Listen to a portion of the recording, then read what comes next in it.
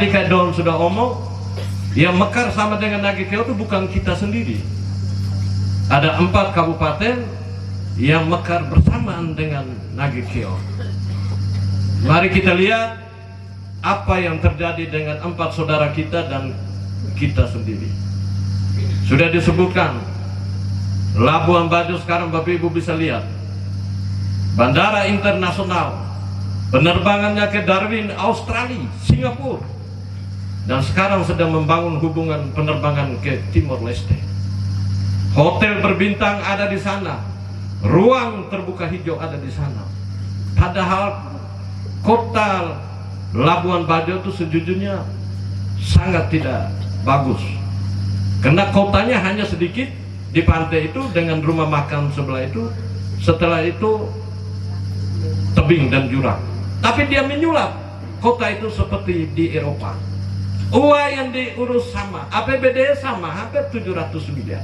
Sekarang ini baru mereka menyentuh angka 1 triliun.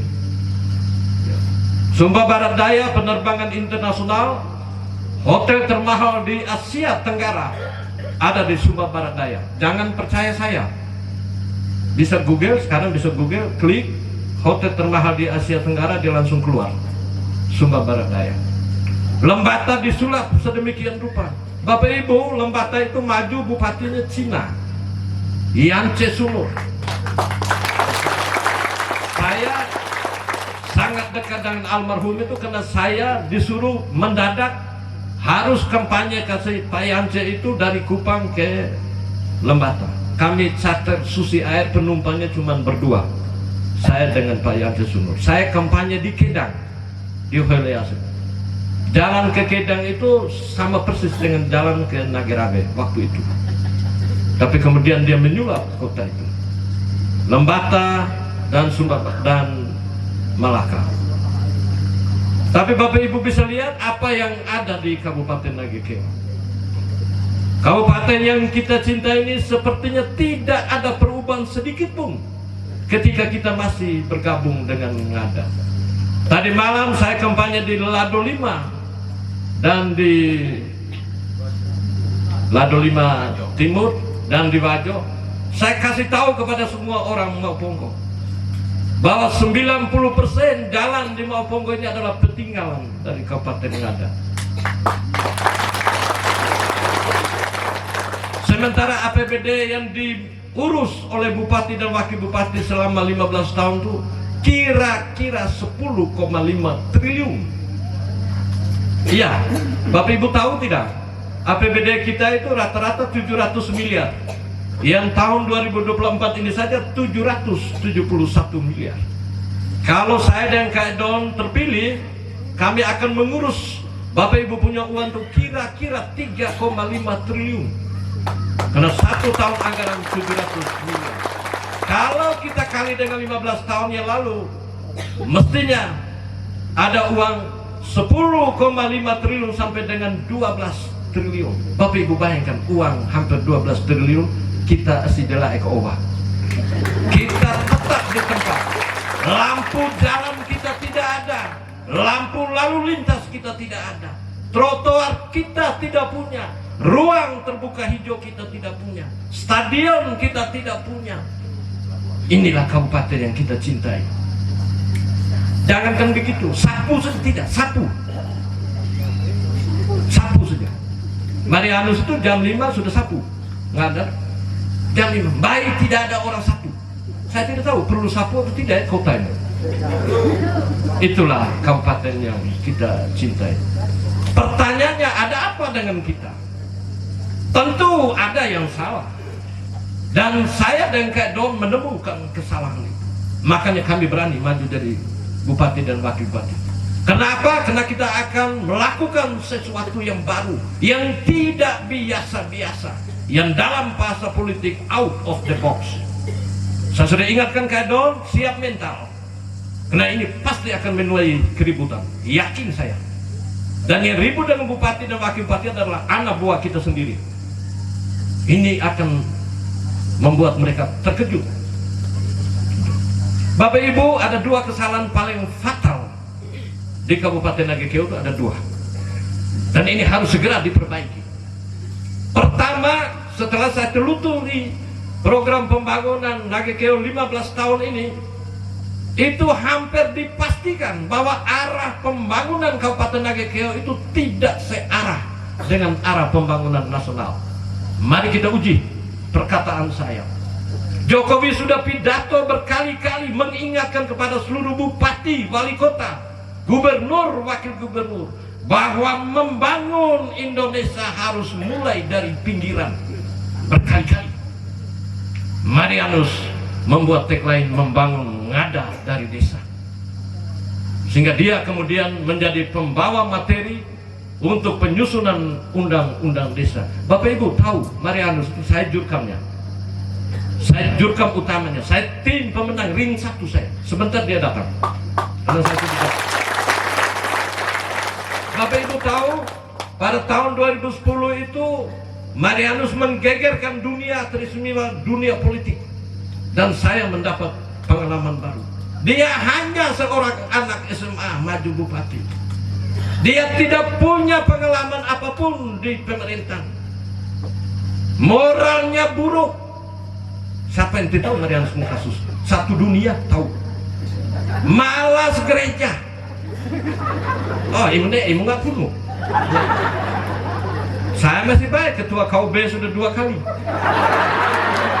Oh, ya begini. Nah, ketua KUB Gaudium SPS di Kupang, Rocky Santo Yosef menggantikan Pak Niko Dopo waktu dia lolos jadi wakil bupati Ngada. Pindah ke Bejawa, saya ketua KUB Ratu Rosari Ngadukelu. Nah, tahu kebili. Ada mau percaya? Tanya pastor paroki saya Ramadan sekarang yang kepala SPMA Bowai. Saya punya anggota KUB ini ngeri. Toko Sedam Mekar, Toko Favorit, ini Pak Sekda, Kepala Dinas Perikanan, Pak Frasnono almarhum yang pengusaha cengkeh di belakang. Sampai yang kobe-kobe kami gak telu butuh. Dia membantu sudah pembantu lah sembahyang, giliran kita tagih iuran dia bilang bos ada di Jakarta, di Surabaya. Nah, ini gak pakai. Dari Bapak Ibu dia hanya anak SMA. Waktu itu orang omong dia tukang besi tua di Bali. Tidak punya pengalaman apapun di bidang pemerintahan, moral buruk, malas gereja. 8 paket Bapak Ibu. Bapak Ibu lawan Marianus 8 paket. Bapak Nuwa waktu itu Bupati Ngada maju periode kedua lawan dengan anak SMA di sebelah. Ada Pak Pitena, mantan asisten kepala dinas Pedanka, malang melintang di birokrat, maju Bupati Ngada lawan anak SMA di sebelah. Sekda Manggarai Barat Benengete turun dari Labuan Bajo, datang maju Bupati Ngada lawan dengan Marianus. Ada almarhum Isidorus Jawa, ada Bruno Silaona yang secara pendidikan pengalaman langit dan bumi dengan Marianus. Tapi dunia dikejutkan, anak SMA menang telak 42,5% dari 8%. Ternyata tidak cukup sampai di situ. Dunia kembali dikejutkan. Bupati Palem berhasil di Nusa Tenggara Timur adalah Marianus saya. Mujur kemarin dia masuk penjara. Kalau tidak jadi masuk penjara, saya pastikan Marianus jadi gubernur Nusa Tenggara Timur. Ibu Emi sendiri saja hampir menang. Nah, kalau dia jadi gubernur Nusa Tenggara Timur anak SMA itu, muka kita taruh di mana? Muka orang Nagekeo ini taruh di mana? Kalau kita lihat kepemimpinan kita 15 tahunnya, apa yang kurang? Yang kurang apa? Pendidikan bagus, pengalaman bagus, moral bagus, jam terbang di politik semua bagus. Tapi kita jadi bupati dan wakil bupati yang asidelaik omah. Oleh karena itu Bapak Ibu, kami menemukan kesalahan. Kesalahan yang pertama tadi tentang arah pembangunan, setelah saya lihat referensi, itu tidak searah dengan arah pembangunan nasional. Jokowi sudah bilang membangun Indonesia mulai dari pinggiran. Kenapa pinggiran? Pinggiran itu artinya desa. Kalau omong desa itu artinya omong tentang petani. Marianus bikin tagline membangun ngada dari desa. Jokowi pidato berkali-kali mengingatkan kepada seluruh bupati, wali kota, gubernur bahwa APBD kita termasuk APBN kita tidak mencukupi. Oleh karena itu dihimbau untuk membangun Indonesia fokus dan prioritas pada beberapa hal saja. Bahkan disebut fokus pada pendidikan, ekonomi, kesehatan dan infrastruktur. Itu Jokowi pidato setiap tahun mengingatkan kepada bupati, wali kota, gubernur itu. Marianus membuat program tahun 2010-2015 pendidikan, kesehatan, ekonomi dan infrastruktur. Periode 2015-2020 Zala Sirosaro baik di Boga Udara di Loralo. Ya, yang artinya jalan simpang siur, air meluap-luap, listrik terang benderang. Gitu. Makanya dia selalu dapat program, selalu dapat bantuan dari Jakarta. Kita punya dia, mohon maaf, menteri saja tidak datang. Menteri, ya bagaimana mau dapat uang? Orang Jakarta itu waktu mau baca kita punya proposal itu, pertama dia lihat rencana pembangunan daerah jangka pendek, menengah, panjang. Setelah dia lihat, dia akan mohon maaf Pak Bupati, arah pembangunan Anda tidak sesuai dengan arah pembangunan nasional. Makanya kita tidak pernah dapat uang. Itu. Pertanyaannya, idola kamu maju, kamu bikin apa? Kami pastikan kita akan melakukan sesuatu yang baru. Saya sudah kasih tahu ke Don, kita hanya mengurus kira-kira hanya 6 hal yang kita letakkan dalam postur perencanaan pembangunan. Super prioritas, prioritas, wajib, non wajib, unggulan, semi unggulan. Pilih wakil bupati itu yang mau begini.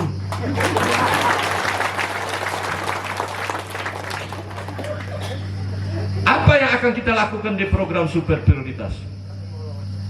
Yang akan kita letakkan di program super prioritas itu hanya ada 3 kegiatan. Bapak Ibu dengar baik-baik. Jalan, air, dan listrik. Kenapa jalan, air, dan listrik? Karena menurut saya dan Kak Edong, jalan, air, listrik di Kabupaten Nagakeo kami anggap darurat, mendesak, dan harus segera diselesaikan. 3 hal ini tidak bisa dikerjakan oleh rakyat. Rakyat tidak bisa disuruh kerja aspal, tidak bisa. Rakyat tidak bisa disuruh tanam tiang listrik, tidak bisa. Rakyat tidak bisa disuruh buat embung dan waduk. Seluruhnya harus dikerjakan oleh pemerintah. Kalau pertanian, perkebunan, peternakan gampang. Nggak ada olah usaha, bula usaha, kepala dinas mau datang baik, PPL mau datang juga baik. Kalau tidak itu tidak apa-apa. Kami tahu kalau musim hujan turun ke kebun kami tidak mungkin lenggang. Kami bawa dengan anakan kakao, anakan pisang, anakan jambu mente, tidak perlu. Di bidang peternakan kepala dinas tidak datang dan PPL tidak apa-apa. Karena kami tahu kami harus pelihara babi di belakang rumah, harus ikat sapi dan ikat kambing supaya kalau ada urusan adat kami ada. Tapi jalan, air, listrik, rakyat tidak bisa. Oleh karena itu harus diambil seluruhnya oleh pemerintah. Tidak boleh lagi ada orang Nagakeo yang omong sejak Indonesia merdeka jalan kami masih buruk. Sejak Indonesia merdeka kami listrik tidak ada. Tidak boleh lagi. Kata-kata itu harus dihentikan di zamannya idola. Orang ada sekarang tidak ada omong begitu. Marianus merubah roba soal dalam waktu 1 tahun. Merubah Langa Bena Narubolo dalam waktu 1 tahun. Wai Bela Aimere dalam waktu 1 tahun. Ture Loa Lengkosambi dalam waktu 1 tahun. Saya omongnya karena saya yang susun dia punya program dan saya tahu. Kita di sini mohon maaf 10 kilo. Bupati bilang cukup 1 kilo, uang tidak ada. Gitu kan? Iya, kita dianggap ya keren. Nah kalau begitu 10 kilo ini butuh 10 tahun. Masa jalan 10 kilo ini butuh 2 bupati? Memalukan. Memalukan. Oleh karena itu Bapak Ibu, kita letakkan jalan, air, listrik sebagai program super prioritas dan tidak tanggung-tanggung. Kita siapkan anggaran di tahun pertama tuh 70 sampai 100 miliar. Tepuk tangan. Kenapa? Karena panjang jalan Kodelein Kabupaten Nagekeo hanya 500 km lebih. Mariana itu 810 kilo. Kondisi sampai dengan tahun 2024 ini rusak berat dan rusak ringan hanya 250 kilo. Kalau Idola ingin menyelesaikan 250 kilo itu, maka wajib hukumnya menyediakan anggaran serendah-rendahnya 50 miliar untuk menyelesaikan 50 kilo tahun pertama. Sehingga ketika dikali 5 tahun, maka 250 kilo Kodelein yang rusak berat dan rusak ringan itu Idola selesaikan, terkecuali buka baru. Bapak Ibu, rumus jalan itu di bawah, kelas di bawah hotmis yang namanya lapen itu 1 kilo 1 miliar. Nah, kalau kami ingin menyelesaikan 50 kilo, maka harus ada 50 miliar. Masuk akal, karena kami siapkan untuk jalan 50 miliar, listrik 10 miliar, dan air 10 miliar. Sehingga di masa jabatan kami berakhir, tidak boleh lagi ada orang Nagekeo yang bilang sejak Indonesia merdeka kami jalan, kami buruh. Saya sudah tahu Kodelein di bawah itu Nagerave, saya sudah lihat Poco Loderave, baik yang lewat Tere Isa maupun yang lewat Rendu, Dato Gabo, lari naik ke atas itu. Saya sudah tahu apa yang harus dia. Termasuk ini nih harus diselesaikan. Ini bukan karena gara-gara di muka wakil bupati itu, tidak. Ini kepentingan orang Solo, Rowa, Leguderu, Nages Pati, kemudian Nata Nage, bahkan sampai di Kelimado, Mulakoli, Nageoka, ini urusannya ke bawah. Gitu. Gampang, karena ini Kodelein Kabupaten. Gitu. Turun level di bawah. Prioritas itu Bapak Ibu, kita akan membagi dalam 2 bagian besar, yaitu kelompok nelayan dan kelompok petani lahan kering dan lahan basah. Tahun pertama kita siapkan 80 miliar, 5 miliar buat kelompok nelayan, 75 miliar buat kita semua ini. Kenapa nelayan hanya 5 miliar? Ruas bentangan pantai kita tidak terlalu panjang, hanya dari Nangaroro sampai dengan Maunuri, kemudian dari Marapokot, Nangatero sampai dengan Kaburea, pendek, tidak apa-apa.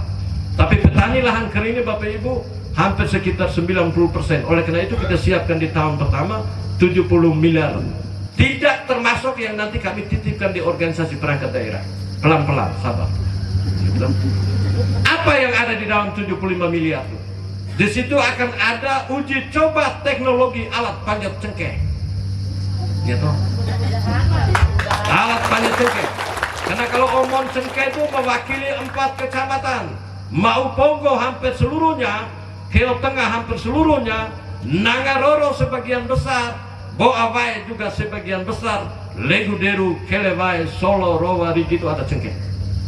Sehingga ada orang kritik, Idola bikin program aneh-aneh tentang panjat cengkeh. Saya jawab, kena kau tidak ada cengkeh, maka kau omong begitu. Bapak Ibu bayangkan, ini masalahnya 4 kecamatan. Nagekeo itu kan cuma 7 kecamatan. Kalau omong cengkeh itu mewakili 4 kecamatan, masa kita omong persoalan orang di 4 kecamatan, dia anggap kita ide sesat. Yang sesat dia atau kita? Oleh karena itu Bapak Ibu, kita akan uji coba alat panjat cengkeh. Memang sulit, tapi yang namanya teknologi harus kita coba. Kemudian ada mesin pemisah antara tangke dan bunga cengkeh. Yang kita sudah tanya, 28 juta. Nanti uji cobanya karena kita hanya 4 kecamatan, mungkin kita akan adakan di tahun pertama untuk diletakkan di BUMDes. Silakan dibicarakan dengan BUMDes untuk kontribusi ke kantor desa dan lain-lain itu diserahkan. Karena kita rencana hibah. Tepuk tangan dulu. Di dalam 75% itu akan ada pemecah kemiri, pemecah jambu mente. Jambu mente kita berkualitas bagus. Tapi sejak saya SD sampai saya jadi wakil bupati Nagekeo itu masih jual gelondongan. Gitu? Oleh karena itu kita akan rubah dia untuk mulai dengan jual kacang mente. Supaya bisa masuk di restoran di Labuan Bajo, taruh di bandara. Nah, tapi ini huki kan kayak ini harus berdiri di dalam hotel. Di rumah itu apa ya? Ya, di dalam 75 miliar itu masih ada pupuk sedikit, obat. Ada alsintan sedikit kita itu, kemudian Ya kira-kira itu. Nanti kita akan uji coba Pak Boli. Kita sudah pikirkan untuk arah pembangunan kita tidak semua sama. Karena pakai analisa beban kerja. Kalau beda PU, pertanian, perkebunan dapat banyak, wajar. Tapi ada dinas yang tidak perlu mendapatkan banyak. Contoh, Kesbangpol. Kan dia sibuk nanti 5 tahun. Kan dia sibuk tunggu pemilu. Lalu untuk apa dia harus dapat uang setiap tahun banyak-banyak? Ya toh? Tapi sebagai mantan anggota Badan Anggaran DPRD Provinsi Nusa Tenggara Timur, saya tahu itu cara yang hampir orang tidak mengerti. Dia memang sengaja taruh, sudah dengan tahu dan mau dia taruh, karena dia tahu ada waktunya dia akan tarik kembali. Itu loh. Nanti di depan hadapan paripurna DPRD itu dia mau dapat makan puji dari DPR itu, dia mulai marah kadisnya di muka DPR. Pak Kadis, apa saja kerja kamu? Daya serap kamu lemah, silpa kamu banyak. Kerja apa kamu?